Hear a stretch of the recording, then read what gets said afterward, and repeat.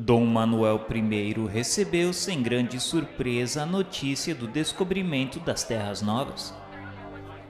Seu espírito se achava voltado para os tesouros inesgotáveis das Índias, que faziam da Lisboa daquele tempo uma das mais poderosas cidades marítimas da Europa. Contudo, o êxito do capitão Mor provocou um largo movimento de curiosidade no círculo dos navegadores portugueses. Quase todas as expedições que se dirigiam aos régulos da Ásia tocavam nos portos vastos de Vera Cruz, cujo nordeste já centralizava as atenções dos comerciantes franceses que aí se abasteciam de vastas provisões de pau-brasil. Geralmente as caravelas lusitanas que demandavam Calicut traziam consigo grande número de exilados e de aventureiros. Muitos deles foram abandonados no extenso litoral do país inexplorado e desconhecido ao influxo das inspirações do mundo invisível. Essas criaturas vinham como batedores humildes à frente dos trabalhadores que mais tarde chegariam às Terras Novas. A situação oficial perdurava com a indiferença do monarca, distraído pelas suas conquistas no Oriente. Mas entre as autoridades administrativas do reino, comentava-se a questão da nova colônia abandonada aos exploradores franceses e espanhóis. Compelido pela opinião do seu tempo, Dom Manuel providencia as primeiras expedições oficiais a fim de que se colocasse nas suas praias extensas o sinal das armas portuguesas. Prepara-se a expedição de Gonçalo Coelho, que além de alguns cosmógrafos notáveis, levava consigo Américo Vespúcio, famoso na história americana pelas suas cartas acerca do Novo Mundo, nas quais, infelizmente, reside grande percentagem de literatura e de pretensiosa imaginação. Chegando ao litoral baiano, Gonçalo Coelho organiza a feitoria de Santa Cruz, primeiro núcleo da civilização ocidental nas plagas brasileiras. O nome do país é agora Terra de Santa Cruz, pelo qual se faz conhecido nos documentos na metrópole. Depois de graves incidentes nos quais Vespúcio se entrega a aventuras pelo interior da colônia, sedento de posição e de glória, o expedicionário português, pobre de possibilidades e com raros companheiros, lança marcos de Portugal ao longo de toda a costa brasileira. Uma das emoções mais gratas ao seu espírito é o quadro maravilhoso da Baía de Guanabara. E julgando-se no estatuário de um rio esplêndido, denomina Rio de Janeiro o local, em virtude de encontrar-se ali nos primeiros dias do primeiro mês do ano. No sítio encantado instala a nova feitoria, a da Carioca, da qual não ficaram largos vestígios, passando aí meses a fio a retemperar suas energias em contato com a paisagem magnífica. Prossegue sua tarefa de reconhecimento e volta depois à metrópole sem conseguir interessar o monarca no que se referia à exploração da Terra Nova. Limitou-se o rei português a permitir o estabelecimento de feiras de pau-brasil na colônia longínqua, o que facultou aos elementos estrangeiros o mais largo desenvolvimento de comércio com os indígenas da região litorânea. De Portugal, portanto, somente aportavam no Brasil, de vez em quando, alguns aventureiros e degredados, obedecendo a um apelo inexplicável e desconhecido. Foi aproximadamente por essa época que Ismael reuniu em grande assembleia os seus colaboradores mais devotados com o objetivo de instituir um programa para suas atividades espirituais na terra de Santa Cruz.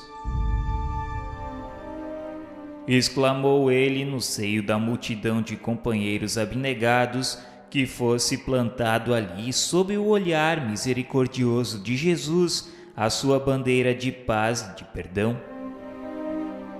E expôs que todo um campo de trabalho se desdobrava às suas vistas e acrescentou que necessitava de colaboradores devotados que não temessem a luta e o sacrifício.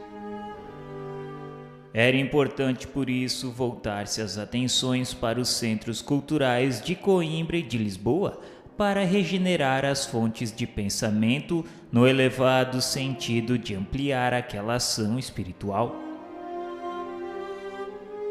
Determinou assim Ismael a alguns de seus colaboradores que permanecessem em Portugal a fim de manterem de pé os elementos protetores dos seus trabalhos. Com isso, muitos encarnariam, envergando o São Benito humilde dos missionários penitentes para levar o amor de Deus aos sertões intransitáveis e carecidos de todo conforto. Era preciso buscar no seio da igreja as roupagens exteriores da sua ação divina e regeneradora. Infelizmente, porém, a dolorosa situação do mundo europeu, em virtude do fanatismo religioso, tão cedo não seria modificado.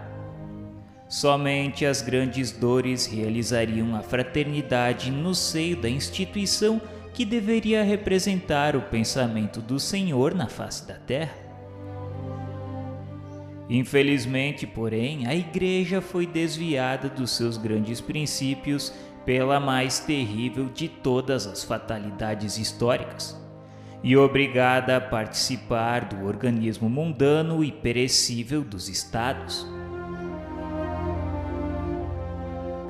O nobre embaixador esclareceu que um sopro de reformas impetuosas estava para se anunciar no âmago das organizações religiosas da Europa. E em breves dias Roma conheceria momentos muito amargos, não obstante os olhos de arte e de grandeza de Leão X, que detinha naquele instante uma coroa injustificável, porquanto o reino de Jesus ainda não era daquele mundo. Mas era imprescindível aproveitar as possibilidades que aquele campo oferecia para encetar a obra de edificação da pátria do Cordeiro de Deus. Seus colaboradores pregariam em Portugal a verdade e o desprendimento das riquezas terrestres e trabalhariam sob a sua direção nas florestas imensas de Santa Cruz, arrebanhando as almas para o único pastor. O característico daquela ação como missionários do Pai Celestial seria um testemunho legítimo de renúncia a todos os bens materiais e uma consoladora pobreza. Quase todos os espíritos santificados ali presentes se oferecem como voluntários da grande causa. Entre muitos descobriremos José de Anchieta e Bartolomeu dos Mártires, Manuel da Nóbrega, Diogo Jacome, Leonardo Nunes e muitos outros que também foram dos chamados para esse conclave no mundo invisível. Em 1531, após Portugal ter resolvido, sob a direção de Dom João III, a primeira tentativa de colonização da terra de Santa Cruz, alguns dos convocados participantes daquela augusta assembleia chegavam ao Brasil com Martim Afonso de Souza e sua companhia de 300 homens a tomar parte ativamente na fundação de São Vicente e Piratininga. Nóbrega aportava mais tarde na Bahia com Tomé de Souza, o primeiro governador-geral da colônia, em 1549, chefiando o grande número desses irmãos dos simples e dos infelizes, a fim de estabelecer novos elementos de progresso e dar início à cidade de Salvador. Anchieta veio depois, em 1553, com Duarte da Costa, e se transformou no desvelado apóstolo do Brasil. Designado para desenvolver particularmente os núcleos de civilização já existentes em Piratininga, aí se manteve no seu respeitável colégio, que todos os governos paulistas conservaram com veneração carinhosa como tradição de sua cultura e de sua bondade. Alguns historiadores falam com severidade da energia vigorosa do apóstolo, que muitas vezes foi obrigado a assumir atitudes corretivas no seio das tribos, que entretanto lhe mereciam as dedicações e os desvelos de um pai. Anchieta aliou no mundo a suprema ternura, grande energia realizadora. Mas aqueles que na história oficial lhe descobrem os gestos enérgicos não lhe notam a suavidade do coração e a profundeza dos sacrifícios, nem sabem que depois foi ainda ele a maior expressão de humildade no antigo convento de Santo Antônio do Rio de Janeiro, onde com o hábito singelo de frade adoçou ainda mais as suas concepções de autoridade. A edificadora humildade de um Fabiano de Cristo, aliada a um sentimento de renúncia total de si mesmo, constituía a última pedra que faltava na sua coroa de apóstolo da imortalidade. Dom João III teve a infelicidade de introduzir em Portugal o organismo sinistro da Inquisição. Com o Tribunal da Penitência vieram então os jesuítas. Não constitui objeto do nosso trabalho o exame dos erros profundos da condenável instituição que fez da Igreja por muitos séculos um centro de perversidade e de sombras compactas em todas as nações europeias, que abrigaram a sombra da máquina do Estado. O que nos importa é a exaltação daqueles missionários de Deus que afrontavam a noite das selvas para aclarar as consciências com a lição suave do mártir do Calvário. Esses homens abnegados eram de fato o sal da nova terra. Os falsos sacerdotes poderiam continuar mascarando em nome do Senhor, que é a misericórdia suprema. Poderiam prosseguir ostentando as púrpuras luxuosas e todas as demais suntuosidades do reino mentiroso desse mundo, incensando os poderosos da terra e distanciando-se dos pobres e dos aflitos. Mas os humildes missionários da cruz ouviam a voz de Ismael no âmago de suas almas. Aos seus sagrados apelos, abandonaram todos os bens para seguir os rastros luminosos daquele que foi e será sempre a luz do mundo. Foram eles os primeiros traços luminosos das falanges imortais do infinito corporificadas na terra do Evangelho. E com a sua divina pobreza se fizeram os iniciadores da grande missão apostólica do Brasil no seio do mundo moderno, inaugurando aqui um caminho resplandecente para todas as almas, transformando a terra do Cruzeiro numa dourada e eterna porciúncula.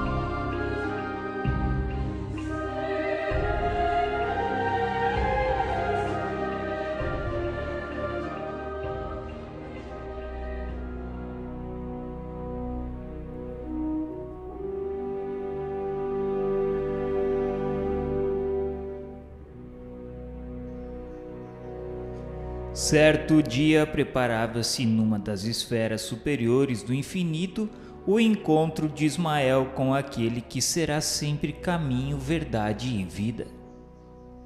Por toda parte abriam-se flores evanescentes, oriundas de um solo de radiosas neblinas. Luzes policrômicas enfeitavam todas as paisagens celestes que se perdiam na incomensurável extensão dos espaços felizes. Rodeado dos seres santificados e venturosos que constituem a corte luminosa de seus mensageiros abnegados, recebeu o Senhor com a sua complacência o emissário dileto do seu amor nas terras do cruzeiro. Ismael, porém, não trazia no coração o sinal da alegria. Seus traços fisionômicos deixavam mesmo transparecer angelical amargura. Exclamava ao Senhor que sentia dificuldades para fazer prevalecer seus desígnios nos territórios onde pairavam suas bênçãos dulcificantes. É que a civilização que ali se iniciava, sob os imperativos da sua vontade compassiva e misericordiosa, acabava de ser contaminada por lamentáveis acontecimentos. Os donatários dos imensos latifúndios de Santa Cruz fizeram-se à vela, escravizando negros indefesos de Luanda, da Guiné e de Angola. Infelizmente, os pobres cativos, miseráveis e desditosos chegavam à pátria do Evangelho do Senhor como se fossem animais bravios e selvagens, sem coração e sem consciência. O emissário, porém, não conseguiu continuar. Soluços divinos lhe rebentaram no peito opresso, evocando tão amargas lembranças. O divino mestre, porém, cingindo-o ao seu coração augusto e magnânimo, explicou brandamente: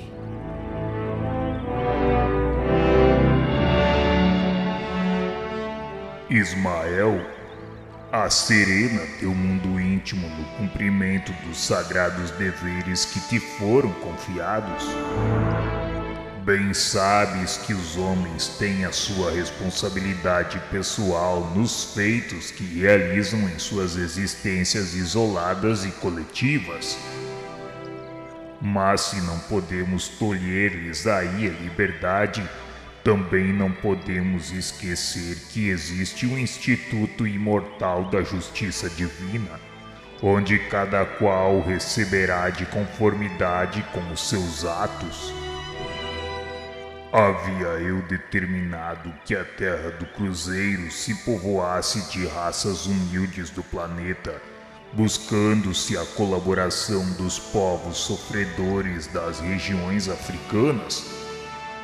Todavia, para que essa cooperação fosse efetivada sem o atrito das armas, aproximei Portugal daquelas raças sofredoras sem violência de qualquer natureza. A colaboração africana deveria, pois, verificar-se sem abalos perniciosos no capítulo das minhas amorosas determinações.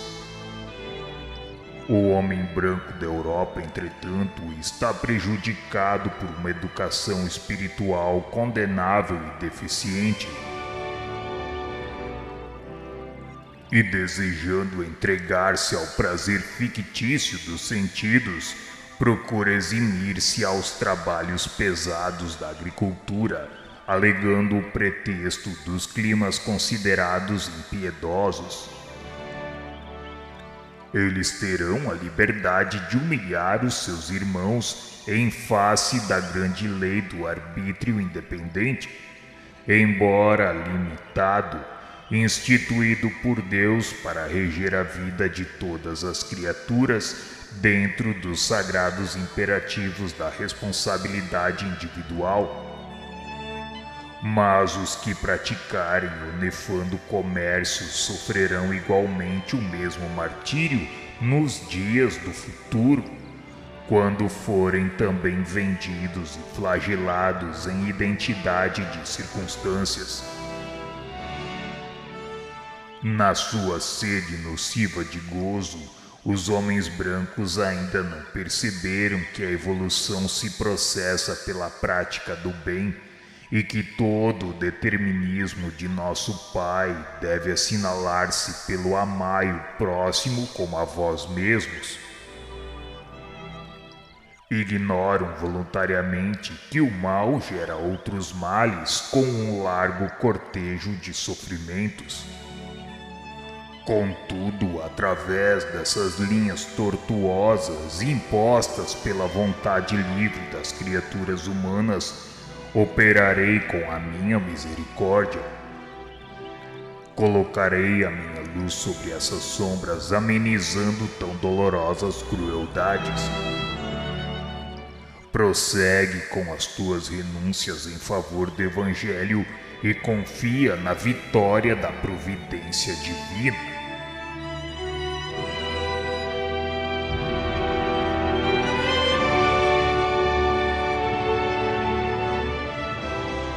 Calara-se a voz de Jesus por instantes, mas confortado Ismael perguntou se não teria algum meio direto de orientar a política dominante no sentido de se purificar o ambiente moral da terra de Santa Cruz. O Divino Mestre ponderou sabiamente.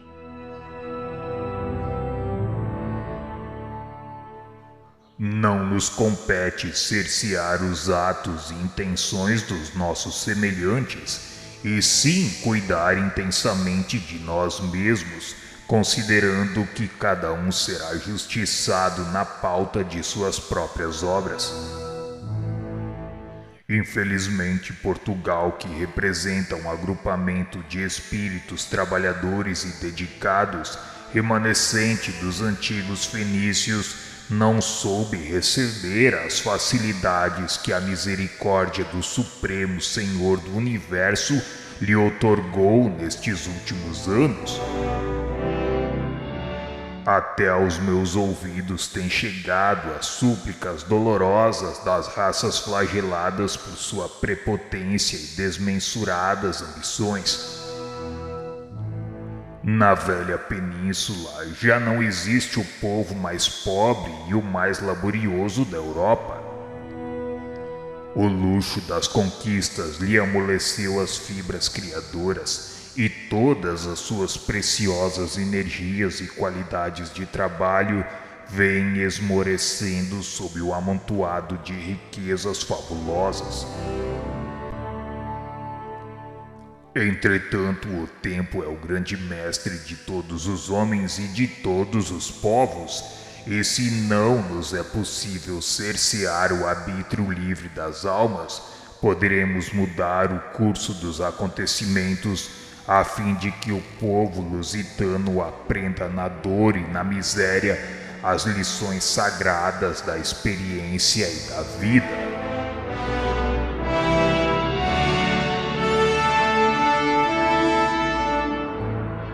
Ismael retornou à luta cheio de fervorosa coragem, e os acontecimentos foram modificados. Os donatários cruéis sofreram os mais tristes reveses no solo do Brasil. Os tupinambás e os tupiniquins que se localizavam na Bahia e haviam recebido Cabral com as melhores expressões de fraternidade, reagiram contra os colonizadores, transformados para eles em desalmados verdugos. Lutas cruentas desencadearam contra os brancos que lhes depravavam os costumes. A luxuosa expedição de João de Barros, que se destinava ao Maranhão, mas que saíra de Lisboa com instruções secretas para conquistar o ouro dos Incas no Peru, dispersou-se no mar, sofrendo seus componentes infinitos martírios e resgatando com elevados tributos de sofrimento as suas criminosas intenções na condenável aventura.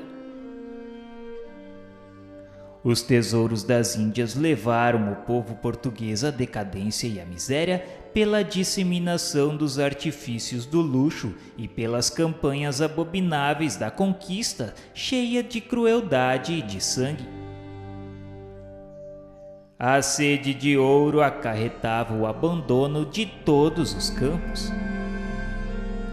A casa de Avis, cujo reinado se iniciou o tráfico hediondo dos homens livres, desapareceu para sempre depois de sucessivos desastres.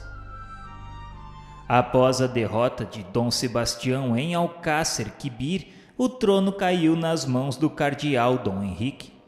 E em 1580, Portugal exânime entrega-se ao domínio da Espanha, acentuando-se a sua decadência com Felipe II, o mais fanático e o mais cruel de todos os príncipes da Europa do século XVI. Na formação da pátria do Evangelho, o homem branco alterara os fatores com as suas taras estratificadas e com a sua vontade independente. Jesus, no entanto, alterou os acontecimentos com o seu poder magnânimo e misericordioso. Os filhos da África foram humilhados e abatidos no solo onde floresciam as suas bênçãos renovadoras e santificantes. O Senhor, porém, lhe sustentou o coração oprimido, iluminando o calvário dos seus indizíveis padecimentos com a lâmpada suave do seu inesgotável amor. Através das linhas tortuosas dos homens, realizou Jesus os seus grandes e benditos objetivos, porque os negros das costas africanas foram uma das pedras angulares do monumento evangélico do coração do mundo. Sobre os seus ombros flagelados carrearam-se quase todos os elementos materiais para a organização física do Brasil, e do manancial de humildade de seus corações resignados e tristes nasceram lições comovedoras, imunizando todos os espíritos contra os excessos do imperialismo e do orgulho injustificáveis das outras nações do planeta, dotando-se a alma brasileira dos mais belos sentimentos de fraternidade, de ternura e de perdão.